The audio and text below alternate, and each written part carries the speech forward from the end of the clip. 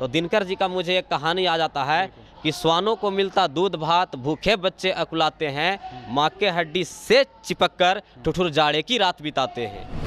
भिक्षा मांग के मंदिर मस्जिद का निर्माण कर देते हैं, तो हम भिक्षा मांग कर बच्चों को एजुकेशन क्यों नहीं दे सकते हैं। ऐसे कई समाज सेवी लोग हैं, उनसे मिलता हूं, अपना प्रपोजल रखता हूं कि सर मैं इस तरीके का काम कर रहा हूं, मुझे मदद कीजिए।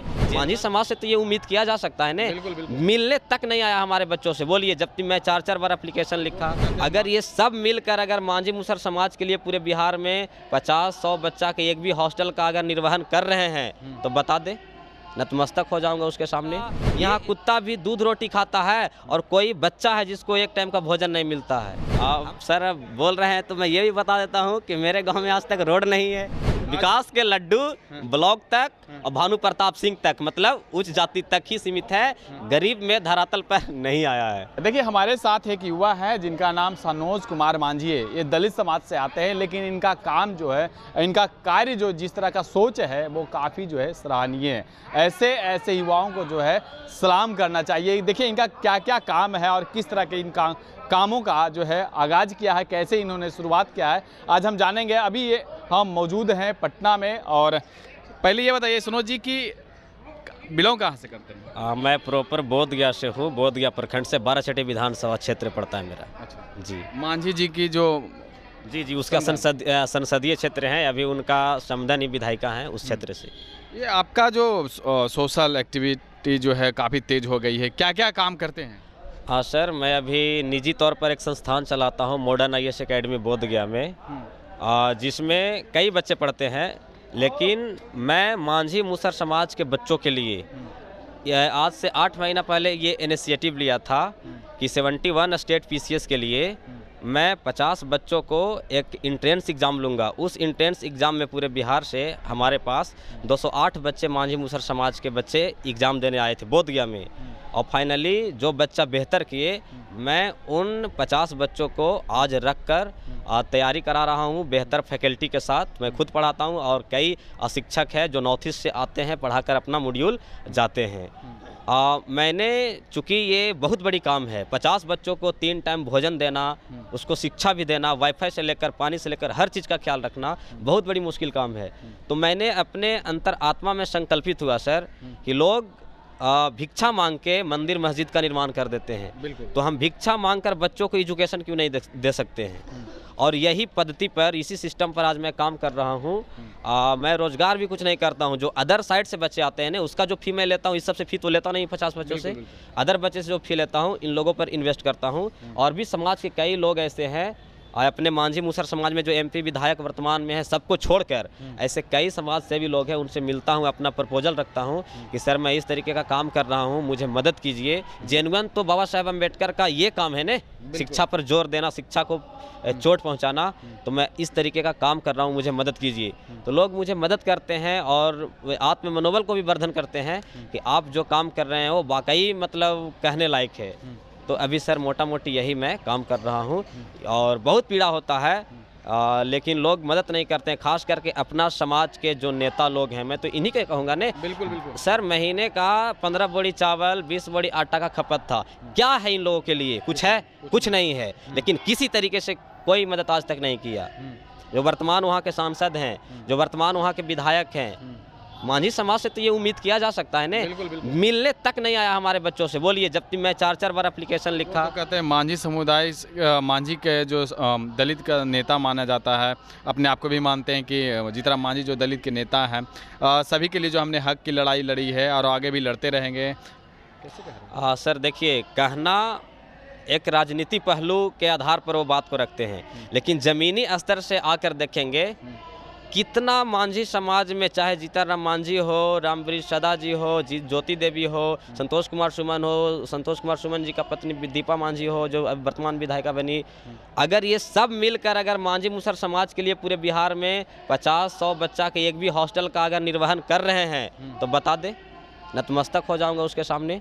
ये इनिशिएटिव उनको आज से 50 साल पहले लेना चाहिए था, 40 साल पहले।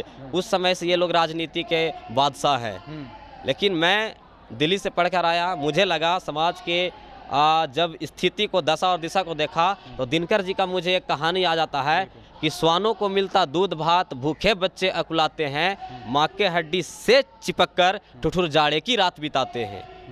तो इस देश में ये दशा दिशा है, तो ये किससे उम्मीद किया जाएगा? अपना समाज से ही ने। बड़े लोग तो है कि किसी का यहाँ कुत्ता भी दूध रोटी खाता है और कोई बच्चा है जिसको एक टाइम का भोजन नहीं मिलता है। हम तो बोलने को बोलते हैं कि हम सब भारत माता के बच्चे हैं, लेकिन एक भारत माता का बच्चा अटालिका में रहे और एक भारत माता का बच्चा धरावी बस्ती में रहे, धरावी बस्ती में, झुग्गी बस्ती में, ऐसा तो भारत माता की कल्पना नहीं थी। बिल्कुल। हम 2047 तक, सरकार से भी कहेंगे 2047 तक विकसित भारत का लक्ष्य रखे हैं, लेकिन वो कैसे विकसित होगा जब तक दबे, कुचले, शोषित, वंचित का सोशली, इकोनॉमिकली जब तक विकास नहीं होगा, उसका हेल्थ का ख्याल नहीं रखा जाएगा, तो कैसे हम एम्पावरमेंट करेंगे, कैसे विकसित भारत 2047 को अचीव करेंगे? क्योंकि यूथ पार्लियामेंट में भी हमारा सिलेक्शन हुआ था, तो साउथ बिहार जो यूनिवर्सिटी है गया में, वहाँ पे मैं गया था, वहाँ भी सभी प्रोफेसरों के सामने इस बात को पुरजोर तरीके से रखा। फाइनली किसी कारण बस मुझे विधानसभा के लिए सिलेक्शन हुआ या ना हुआ, थोड़ा जानते हैं ना इस देश में कास्टिसिज्म कितना प्रबल है, तो मुझे लगा कि इस वजह से मुझे नहीं लिया गया। तो ये तमाम चीज़ें हैं सर, लेकिन अभी वर्तमान प्रसंग में जो नेताओं को करना चाहिए था हमारे समाज का, जो वीडियो बने हैं उनको करना चाहिए था, वो नहीं करते हैं और मैं कर रहा हूँ सर। आपने दिल्ली में पढ़ाई किस चीज़ की? हाँ, मैं आईएएस का तैयारी में प्रॉपर किया वहाँ पे, फिर मैंने वहाँ से लॉ भी किया। तो करते दौरान चूँकि मैं शुरुआती दौर से बच्चों को पढ़ा कर कोचिंग 10वीं 12वीं तक, मैं यहाँ तक पहुँचा, दिल्ली जाकर पढ़ पाया। तो मुझे लगा कि, और दूसरी बात, जब मैं दिल्ली में था तो काफ़ी समाज के लोगों ने मदद किया, तो जो मदद किया वो भी हमसे एक्सपेक्टेशन रखता था कि ये आके समाज में डोनेट करे, तो आज मैं वही कर रहा हूँ सर। फैमिली बैकग्राउंड क्या है? फैमिली बैकग्राउंड बिल्कुल मतलब वही है जो सबका है मांझी समाज में। पिताजी वही, कहने के तो लोग हम लोग किसान कहते हैं ताकि बढ़िया लगे, लेकिन मजदूर हैं, और माताजी हाउस वाइफ हैं, भाई हैं वो लोग लेबर हैं, और यही सब चीज़ें चल रही है सर। सबसे बड़ी बात है कि दिल्ली छोड़ कर ये गया में आना और इन सभी चीज़ों को आपको लगा कि लोगों को मदद करना है, तो क्या ये इन सभी चीज़ों को लिए जो है जो आप पढ़ाई करते हैं उससे पूरा हो जाता है? जो मैं खर्चा के, आई थिंक आप बात कर रहे हैं कि हो पाता है कि नहीं, तो खर्चा का ये सिंपल फंडा मैं अपनाया हूँ सर कि जो बाहर से हमारे इंस्टीट्यूट में बच्चे पढ़ते हैं ना, तो उससे मैं कुछ फ़ी लेता हूँ, तो वो फ़ी बच्चों पर इन्वेस्ट करता हूँ। इसके अलावा समाज में तरह तरह के लोगों से मैं मदद लेता हूँ, और मदद लेकर डोनेशन से? हाँ, डोनेशन लेता हूँ और कहता हूँ आप देखिए, चलिए मिलने लोग आते हैं हमारे बच्चों से। जीताराम मांझी, दीपा मांझी, ज्योति मांझी या संतोष कुमार सुमन से बात हुई है? संतोष कुमार सुमन जी से करीबन 10 बार बात हुई है। उसके व्हाट्सएप पे मैं 50 मैसेज छोड़ा हूँ। वो बोलते हैं कि मैं संडे और सैटरडे को मैं रहता हूँ बोध गया में। मैंने उनको याद दिलाया प्रॉपर संडे को कि आइए सर, हमारे बच्चों से मिलिए, हम लोग का दशा दिखिए, लाइब्रेरी में चेयर नहीं है, सोने के लिए बेड नहीं है, नीचे हमारे बच्चे ठंड गुजार दिए, गर्मी गुजार रहे हैं, लेकिन मतलब कान तक वो आवाज़ नहीं गई। जीताराम मांझी जी सौभाग्य से हमारे इंस्टीट्यूट का इनॉग्रेशन वही करने आए थे, और वही करने आए थे तो मतलब करके चले गए। बोले प्रशासनिक मदद होगा तो बोलना, तो हम का मतलब वो आदमी है कि हमको प्रशासनिक मदद चाहिए, फाइनेंशियली सपोर्ट कीजिए। मतलब रिबन जब काटना था तो पहुंच गए। उस समय एमपी का चुनाव था ना, एमपी का चुनाव सर पे था, वोट लेना तो पहुंच गए। बिल्कुल बिल्कुल, हम तो यही कहें। के बाद देखने नहीं आए? बिल्कुल नहीं आए। मैं उनके पीए गणेश है, उनको भी मैसेज किया कि सर के साथ हमको टाइम दिलवाइए, मैं बात करूंगा, बच्चों के लिए खाना की व्यवस्था करें।